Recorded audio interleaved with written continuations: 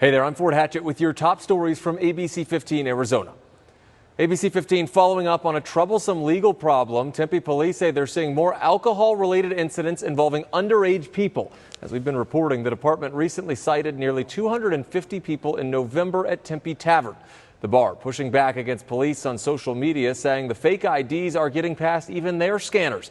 ABC15 sat down with an officer who says that the IDs are getting more sophisticated, making it more important now than ever to take time comparing those to real IDs and ask questions. What's their date of birth? And they're going to have that memorized in their minds. So then you ask them a follow-up question. Okay, what's your zodiac sign? What's your address? Typically, they're only focused on the date of birth. So if there is a hesitation where someone should know that right away, that's a clear indicator that maybe I should do a little more digging. This might not be real. And as for the recent raid on Tempe Tavern, we know police met with the Arizona State Liquor Board Thursday, and we are working to get an update.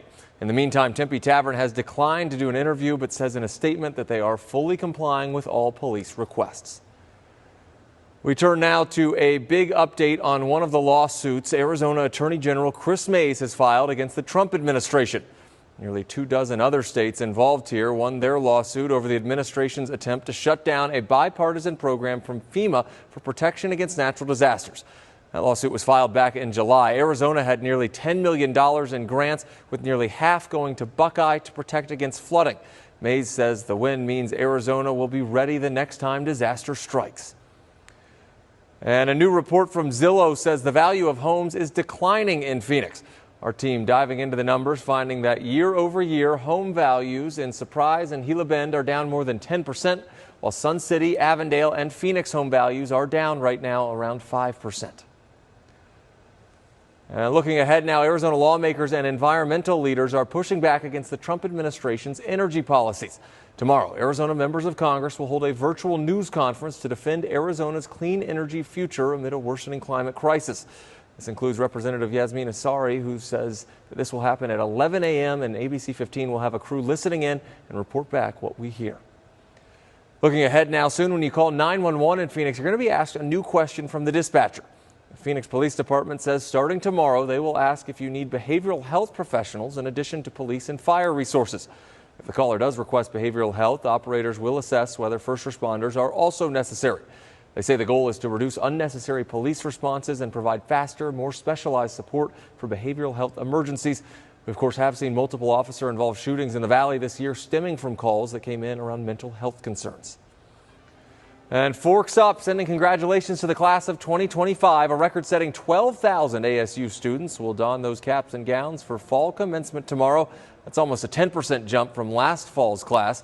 The graduate ceremony starting at 9 a.m. at Desert Financial Arena, with undergraduates hitting the stage shortly after at 2:30 at Mountain America Stadium.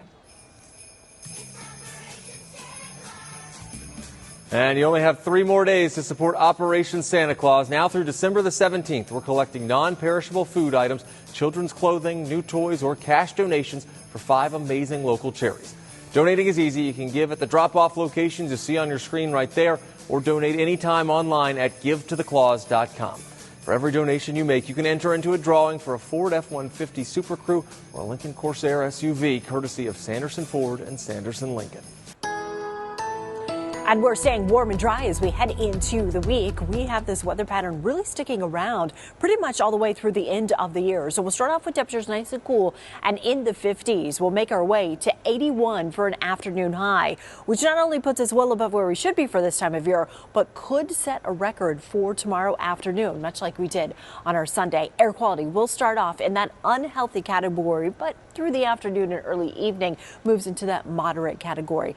Around the state, we'll see a high tomorrow of 76 in Bullhead City, 67 in Prescott, 57 in Flagstaff, 69 in Globe, and 57 in Show Low. So our extended forecast, those temperatures moving back into the 70s as we head into our Tuesday and Wednesday afternoon. But after that, by the end of the week, we're bumping right back up to 80 degrees for your Friday. Partly cloudy skies will come into play as we head into next weekend as temperatures stay warm and above normal and in the upper 70s.